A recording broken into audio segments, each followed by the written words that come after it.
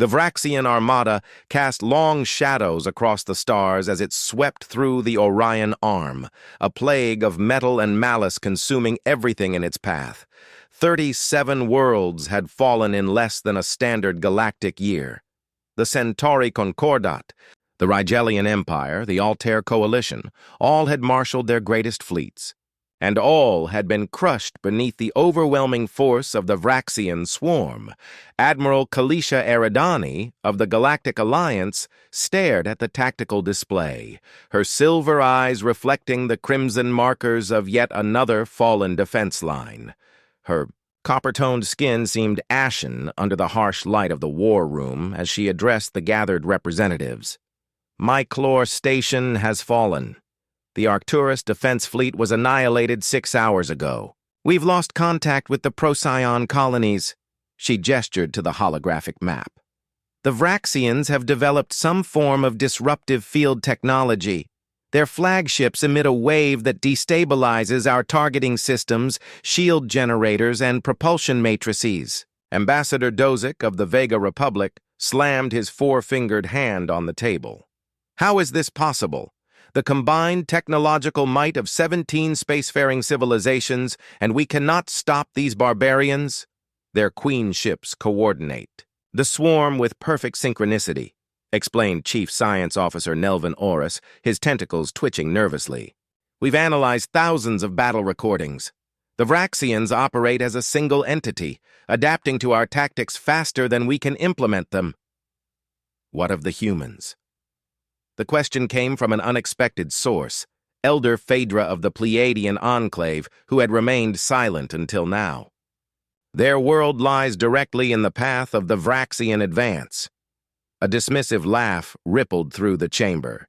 The humans? They've barely established colonies beyond their home system, scoffed General Morvik of the Sirius Military Command. Their technology is primitive compared to our own, and we have failed. What could they possibly contribute? The chamber doors slid open, and a lone figure stepped into the war room. The human ambassador, Reeve Khatri, wore no ceremonial garb like the others, just a simple gray uniform with a small Earth insignia. His weathered face revealed nothing as he approached the table. "We've been monitoring your war," Khatri said simply, "and we've prepared a response."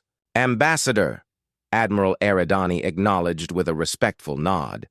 "I regret that we did not reach out sooner, but your species has kept largely to itself in galactic affairs. The Alliance thought it best to spare you from a conflict of this magnitude." Khatri's expression remained impassive. "We understand the threats you've faced. The Vraxians' neural disruptive field technology is impressive, but not impenetrable." The room fell silent as Khatri activated his own data terminal, projecting an image of a single vessel above the war table. Unlike the sleek, elegant designs of Alliance ships, this craft was angular, brutalist in its construction, bristling with what appeared to be primitive railguns and missile pods alongside more advanced weaponry. "The ESV Defiance," Khatri said.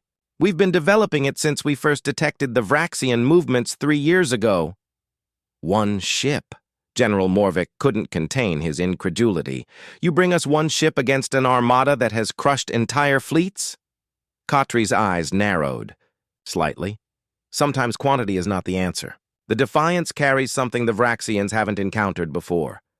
A captain and crew who don't rely on neural interfaces or networked combat systems. "Impossible," Dozic muttered. "No modern warship can be operated effectively without neural integration. Humans fought wars for thousands of years before we developed neural technology," Khatri replied. "We never fully integrated it into our military doctrine. We don't trust putting all our eggs in one basket, as we say." Admiral Eridani studied the ship specifications with growing interest. "You're proposing to engage the Vraxian fleet with analog systems?" "Not analog," Khatri corrected. "Independent. Parallel processing. Redundant. The Defiance can function even when hit with the disruptive field. We've prepared for this moment, Admiral. All we ask is that you give us a chance to prove ourselves." The ESV Defiance hung in space like an ancient predator, its charcoal gray hull absorbing rather than reflecting the distant starlight. At nearly 2 kilometers in length, it was smaller than the Alliance dreadnoughts, but considerably larger than any previous human warship. Captain Alessandra Kaito stood on the bridge, her obsidian eyes scanning the readouts as her crew prepared for departure. "Status report," she commanded, her voice calm despite the weight of billions of lives resting on their mission. "All systems operational, Captain," responded Lieutenant Commander Orion Vex, his fingers dancing across a physical control panel rather than the neural interfaces common throughout the rest of the galaxy. "Kinetic batteries charged, missile silos loaded, AMRD system on standby." AMRD system, Admiral Eridani questioned from her position as observer on the bridge. The Alliance had insisted on sending a representative, though Kaito had made it clear who commanded this vessel. "Antimatter resonance disruptor," Kaito explained without turning. "It's experimental, but the theory is sound." The Admiral frowned. This technology wasn't in the specifications Ambassador Khatri provided. "There's a lot that wasn't in those specs, Admiral." A thin smile crossed Kaito's face. "Humanity has kept certain developments proprietary." Chief Engineer Desmond Markov approached, his cybernetic arm whirring softly as he handed the captain a report tablet. Unlike the neural implants of other species, his augmentations were self-contained, immune to external disruption. "The reactor cores are stable, Captain. All redundancy systems are green. We've triple-shielded the command circuits, as you requested, and the manual overrides are in place throughout all critical systems." Admiral Eridani studied the humans with growing fascination. Their approach to warfare seemed almost archaic, yet methodical. There was something unsettling about their calm acceptance of the mission ahead. "Your crew seems remarkably unconcerned about facing an armada that has destroyed everything in its path," she observed. Lieutenant Naya Frost, the weapons officer, laughed. "With respect, Admiral, humans have always been good at being underestimated. It's practically a cultural tradition. The Vraxians rely on their neural disruptive field to cripple enemy ships before engaging," Captain Kaito explained. "When that fails, they'll be forced to fight conventionally. And in conventional warfare," she let the thought hang unfinished. "We've studied every battle recording," Commander Vex continued. "The Vraxians are coordinated, but predictable. They've never needed to adapt their tactics mid-battle because their initial advantage has always been overwhelming. What the Alliance calls a disadvantage, we see as strength," Kaito added. "Our crew makes decisions independently, communicates through multiple redundant systems, and is trained to function even when cut off from central command. We call it mission-oriented command structure. Each department knows the objective and has authority to achieve it by any means necessary." The ship's navigator, Lieutenant Zara Imari, called out from her station. "Jump coordinates locked in, Captain. The Arcturus front is 8 light-years out. Vraxian fleet movements indicate they're consolidating for another push toward the Alliance core worlds." Captain Kaito nodded and turned to face Admiral Eridani directly for the first time. "Last chance to disembark, Admiral. Once we engage the Vraxians, we won't be returning until the job is done." "I'll stay," Eridani declared. "If your plan works, the Alliance needs to understand how it succeeded." "Very well." Kaito returned to her command chair and activated the ship-wide communication. "System. All hands. Battle stations. Prepare for FTL jump." As the Defiance vanished into the folded space of the jump corridor, Eridani couldn't help but wonder if she was witnessing humanity's finest hour, or their final stand.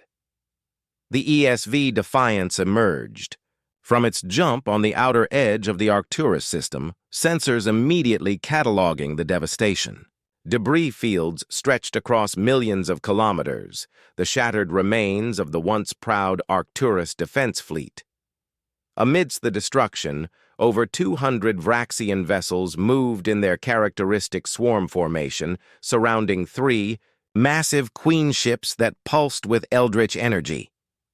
"Multiple contacts," reported Lieutenant Commander Vex. "Detecting active disruptive field emissions from the queen ships. Field strength exceeding Alliance records by approximately 30%. Captain Kaido nodded calmly. "As expected. They've been improving their technology. Status of our shields?" "Holding steady," confirmed Chief Engineer Markov. "The isolated circuit design is working perfectly. They can't disrupt what they can't reach."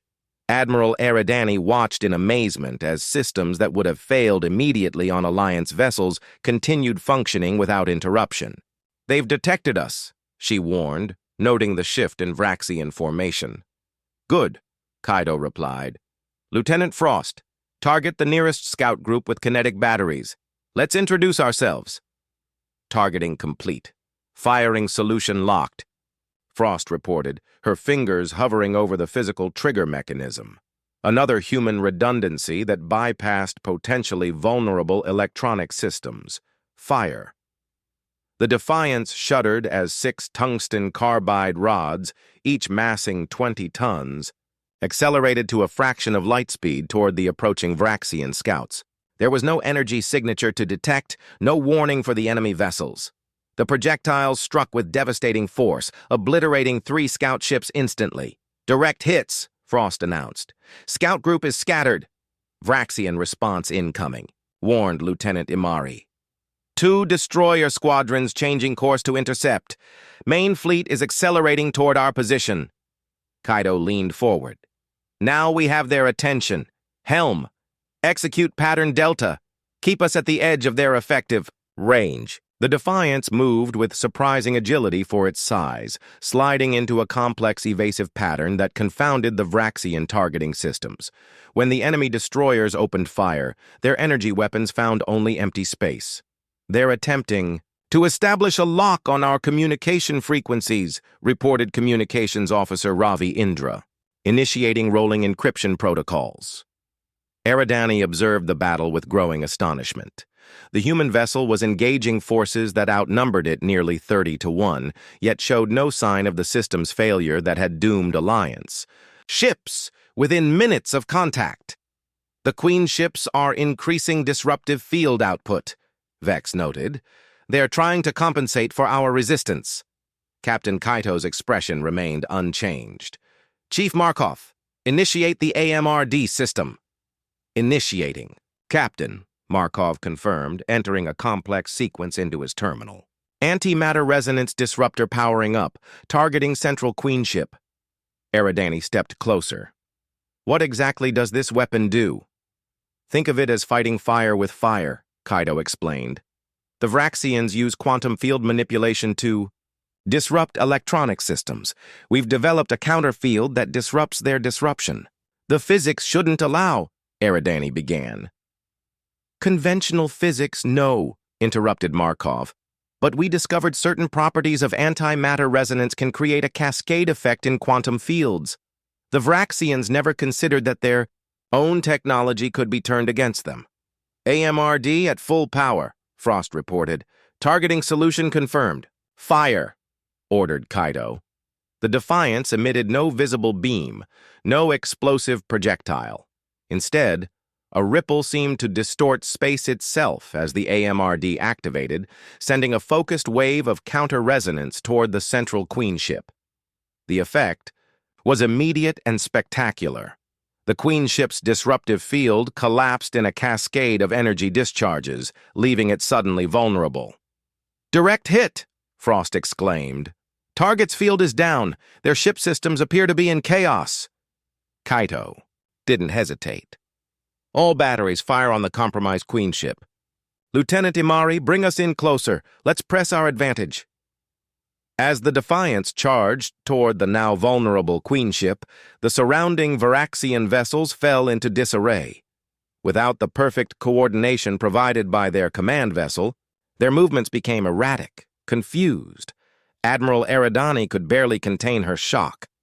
"It's working. You've broken their network."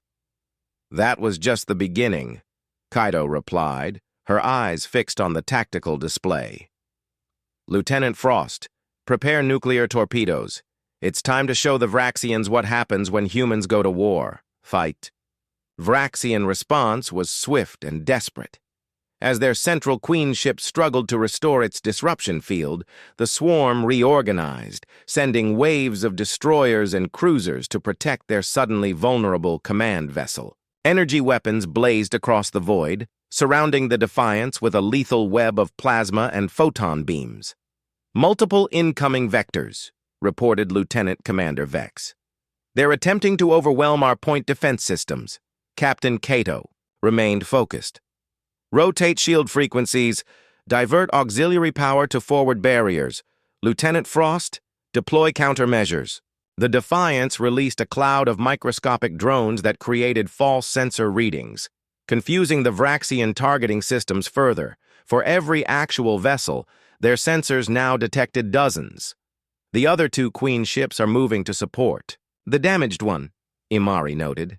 They're reconfiguring their disruption fields to compensate. Kaido nodded. As expected. Admiral, you're about to witness Phase 2 of our strategy. Eridani had given up trying to predict the human tactics. What? Is Phase 2? Instead of answering directly, Kaido opened a secure communication channel. Commander Nakamura, status report. A new voice crackled through the bridge speakers. ESV Intrepid in position, Captain. Stealth systems functioning nominally. The Vraxians have no idea we're here. ESV Vigilant reporting ready, came another voice. Dauntless and resolute also in position. Admiral Eridani's jaw dropped. You have 5 ships? Ambassador Khatri said. Ambassador Khatri told you exactly what we wanted the galaxy to know, Kaito interrupted. 1 visible ship to draw attention.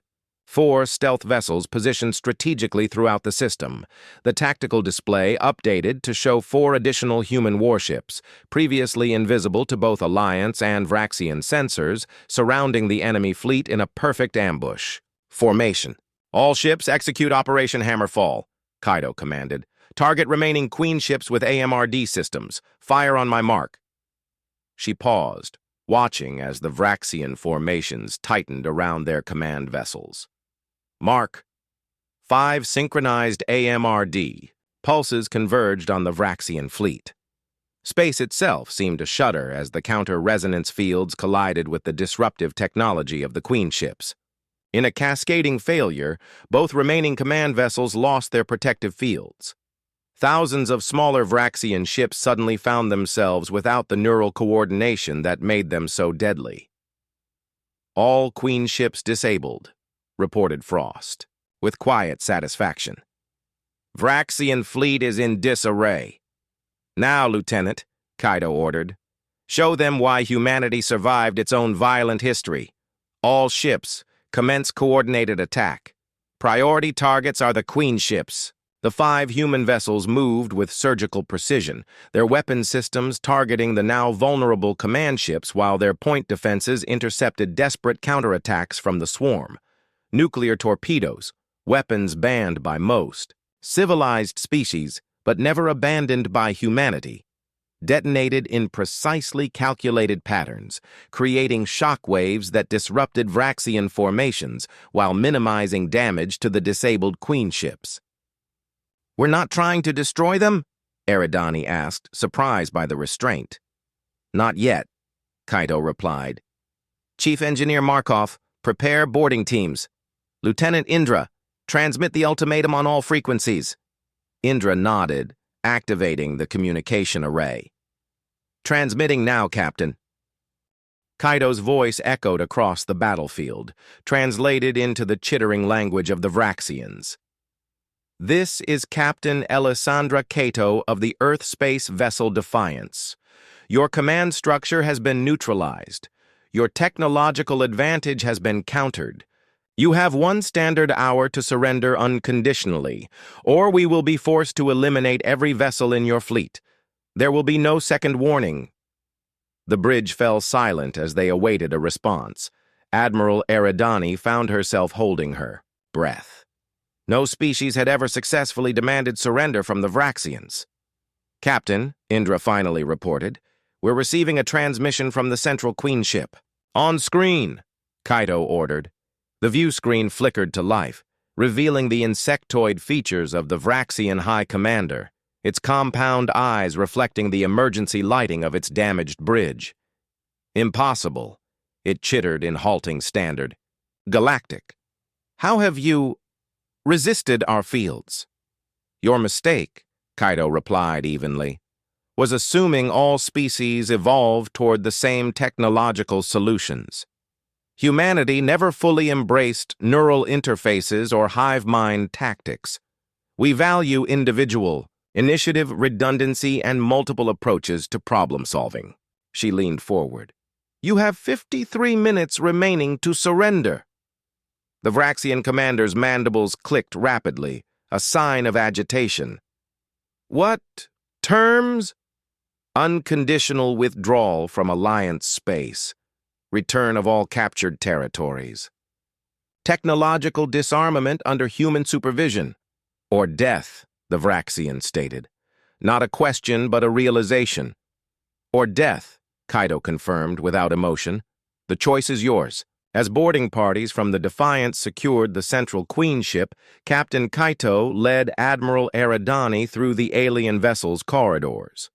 Unlike the sterile efficiency of Alliance ships or the utilitarian design of human craft, the Vraxian vessel was organic in nature with walls that pulsed slightly as if breathing.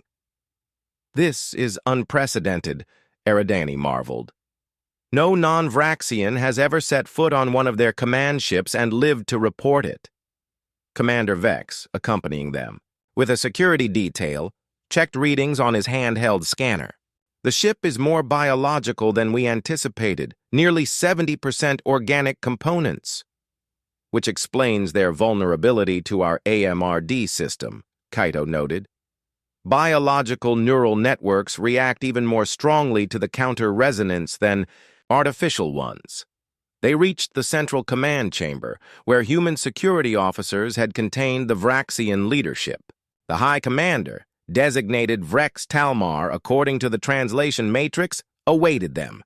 Despite its captivity, it maintained a posture of dignity. "You have destroyed the work of 20 cycles," it chittered. "The Great Expansion halted by primitives." "I'd be careful who you call primitive," Kaito replied coldly. "Your expansion cost billions of lives." Eridani stepped forward. "Why?" "The Alliance offered peaceful contact many times before you began your campaign." The Vraxian's compound eyes shifted, focusing on a pulsating structure at the center of the chamber, a massive organic computer node that seemed to breathe with its own rhythm. "Ask your humans," Vrex Talmar responded. "They know." Eridani turned to Kaito with confusion. "What does it mean?" Captain Kaito's expression remained impassive as she approached the organic computer. "Authorization, Kaito Omega 73. Display, Proxima Protocol."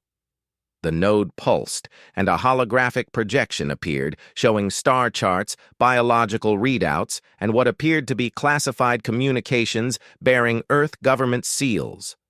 "Captain?"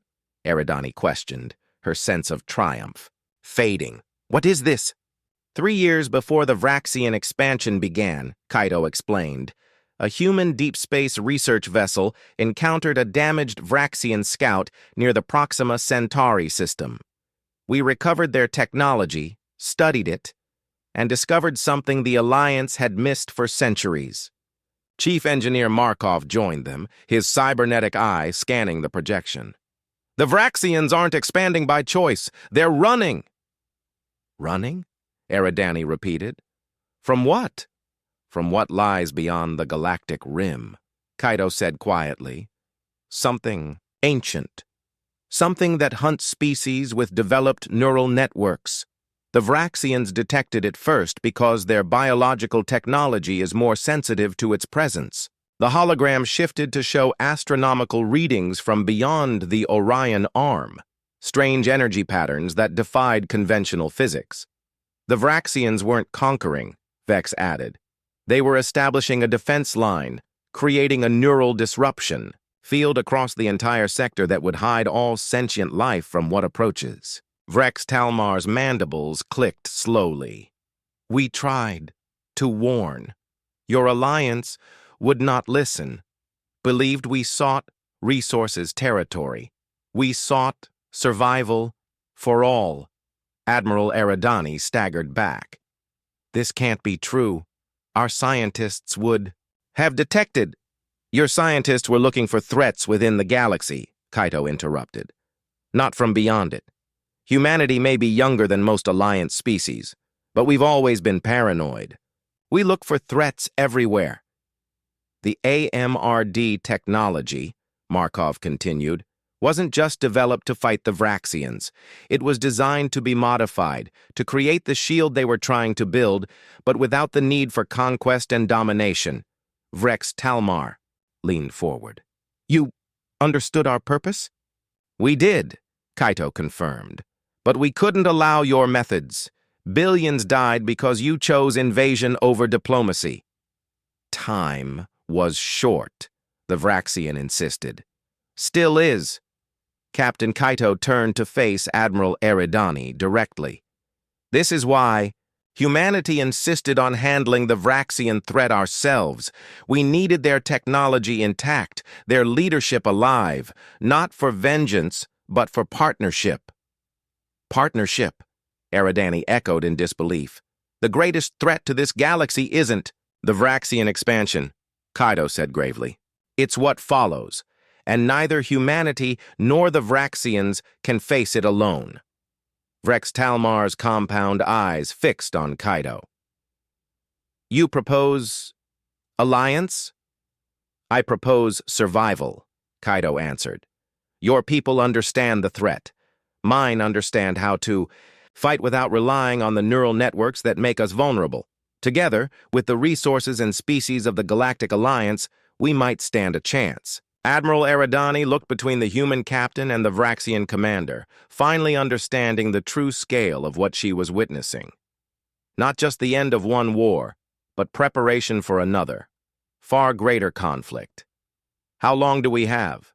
She asked quietly. Captain Kaito's expression was grim as she gestured to the astronomical readings. Based on current projections, less than 5 years before first contact. 6 months after the Battle of Arcturus, the Galactic Council chamber on Epsilon Eridani III was filled beyond capacity.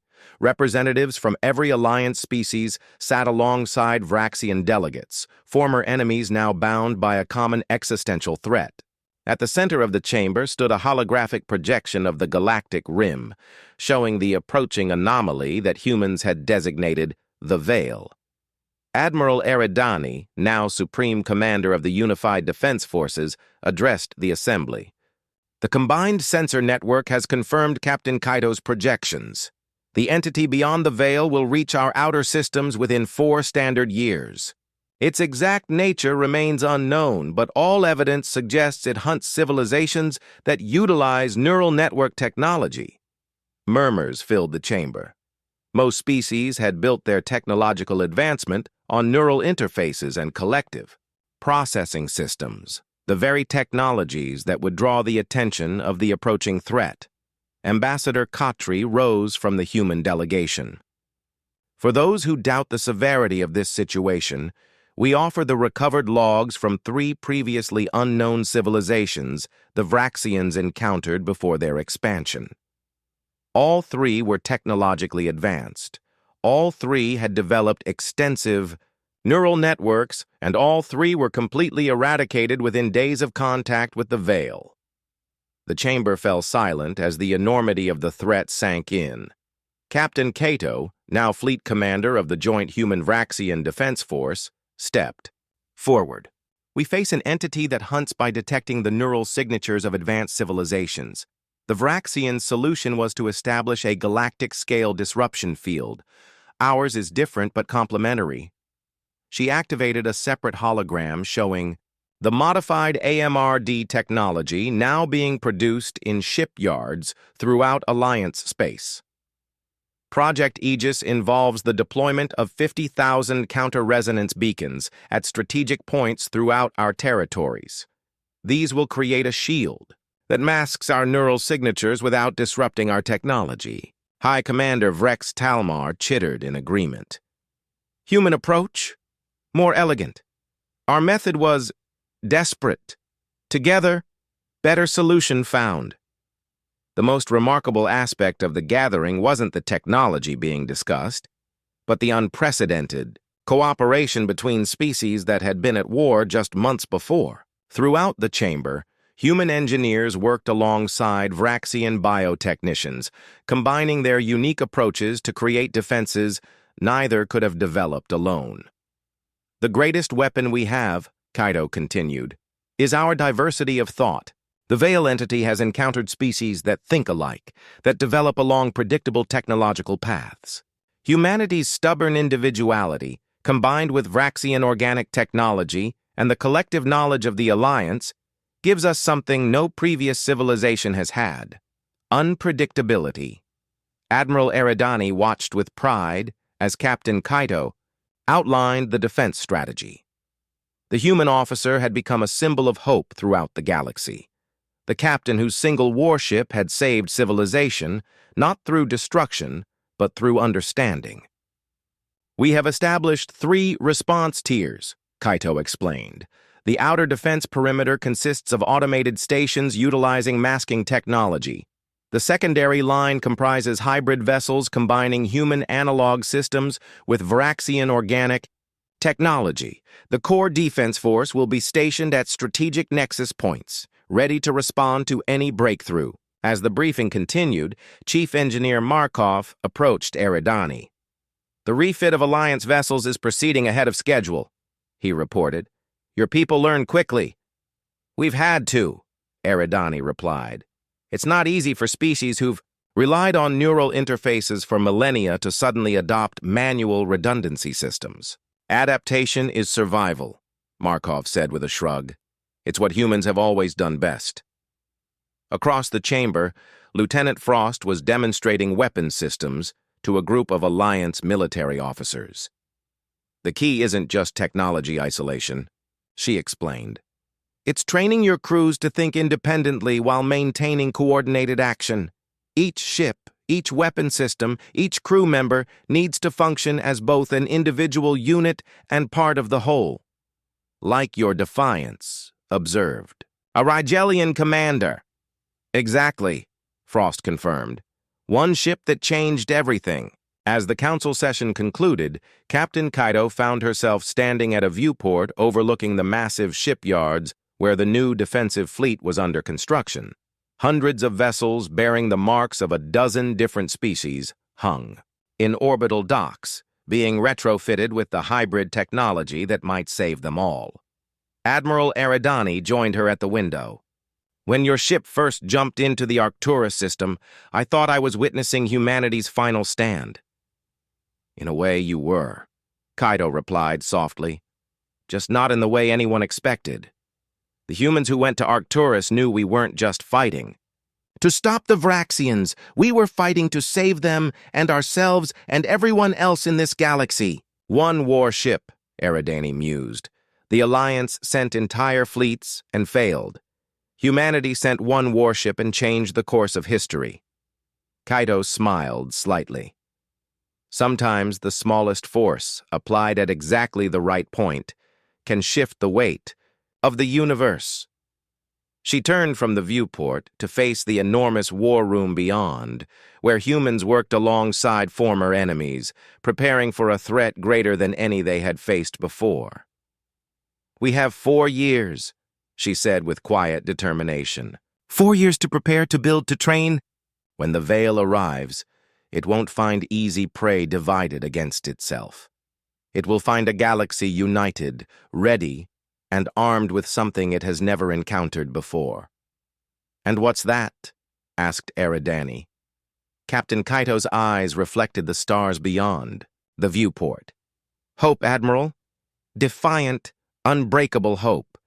The kind only those who have stared into the abyss can truly understand. She straightened her uniform. Now, let's get back to work. We have a galaxy to save. As they return to the War Council, the ESV Defiance hung in orbit above them.